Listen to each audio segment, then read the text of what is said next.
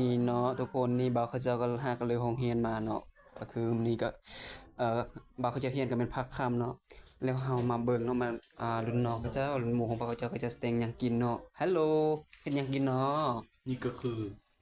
เจลมะเขือเนาะเจียวมะเขือโอ้ยได้มาแต่ไสเนาะมะเขือน่ะมะเขือได้มาตลาดจ้าบ่มีเพิ่นได้โอ้ให้ฟรีจ้า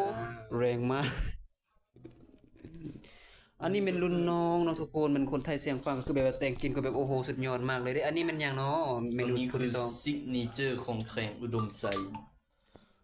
他的名字，他的名字是怎么叫的？เปาะกันนี่ออกกันนี่ออกกันนี่นะโอ้โหเบิ่งแล้วพอคนไปมาไปลองไปซีมนำกันเนาะทุกคนว่ามันสิเป็นอะไรนะรสชาติของมันเนาะแต่เดี๋ยวนี้บ่าวเขาเจ้าก็ยังบ่ฮู้คือกันเนาะตั้งแต่เกิดมาบ่าวเขาเจ้าก็ยังบ่เคยกินบ่เคยเฮ็ดในอยู่บ่าวสบายได้ปะเฮ็ดบ่เป็นเนาะเอาแล้วเนาะทุกคนสำหรับคลิปนี้ก็น่าสิมีแต่เท่านี้แหละทุกคนแล้วก็มาพอกันใหม่ในคลิปหน้าเนาะบ่าวเขาเจ้าขออำลาทุกคนไปกินข้าวก่อนเนาะทุกคนเดี๋ยวนี้ก็สิไปปะปอกไปปะปึ้มก่อน